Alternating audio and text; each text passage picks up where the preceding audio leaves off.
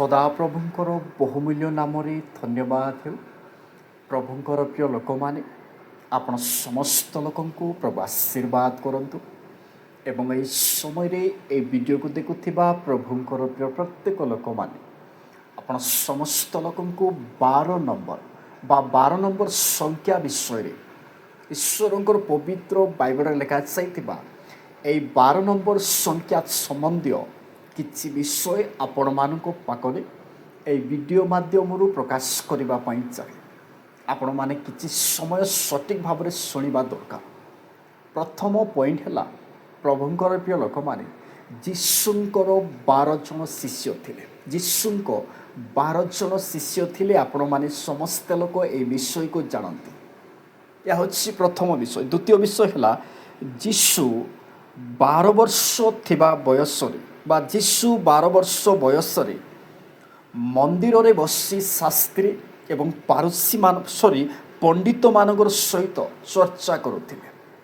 ଆପଣମାନେ ଜାଣନ୍ତି। ଏବଂ ତୃତୀୟ ବିଷୟ ହେଲା, ଯୀଶୁ ଯେତେବେଳେ 5000 ଲୋକଙ୍କୁ ଭୋଜନ କରାଇଲେ, ସେହି ସମୟରେ 12 ଟୋକାଇ ରୋଟି ବଳକା ହେଇଥିଲା।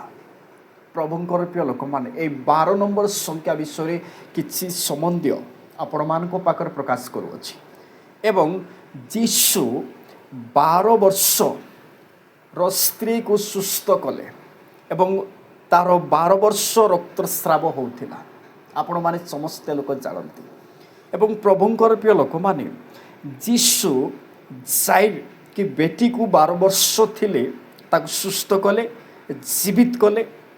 ଯୀଶୁ କହିଲେ 12 ପ୍ରେରିତ 12 ସିଂହାସନରେ ବସିବେ ଏବଂ ଇସ୍ରାଏଲର 12 ଜାତିକୁ ନ୍ୟାୟ କରିବେ।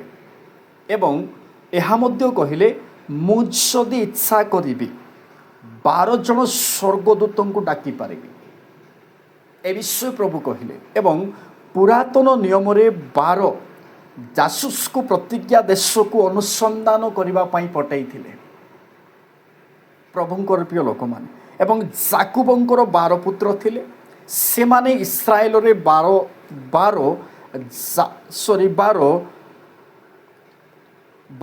ଜାତି ବନିବେ। ପ୍ରକାଶିତ ପୁସ୍ତକରେ ଜୀବନ ବୃକ୍ଷ 12 ପ୍ରକାର ଫଳ ଉତ୍ପନ୍ନ କରେ, 12 ପ୍ରକାର। ଏବଂ ପ୍ରକାଶିତ ବାକ୍ୟ ଦର୍ଶନରେ ସ୍ତ୍ରୀର ମୁକୁଟରେ 12 ପ୍ରକାର ମୁକୁଟ ଥିଲା। ଇସ୍ରାଏଲ ଅବଜ୍ଞା କରିବା ଦ୍ୱାରା 12 ପ୍ରକାର ଅଭିଶାପ ଦିଆଯାଇଥିଲା। ଏବଂ ନବୁକଦନେସର ସ୍ୱପ୍ନ 12 ମାସରେ ପୁରା ହୋଇଥିଲା।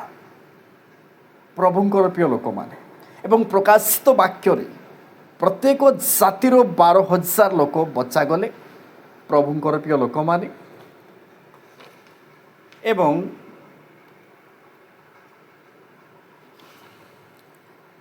ସବୁ ମିଶାଇଲେ 1,44,000। ପ୍ରଭୁଙ୍କର ପ୍ରିୟ ଲୋକମାନେ, ମହାଯାଜକଙ୍କର ଛାତିରେ ଥିବା ପଟା 12 ପ୍ରକାର ବହୁମୂଲ୍ୟ ରତ୍ନରେ ଜଡ଼ିତ ହୋଇଥିଲା।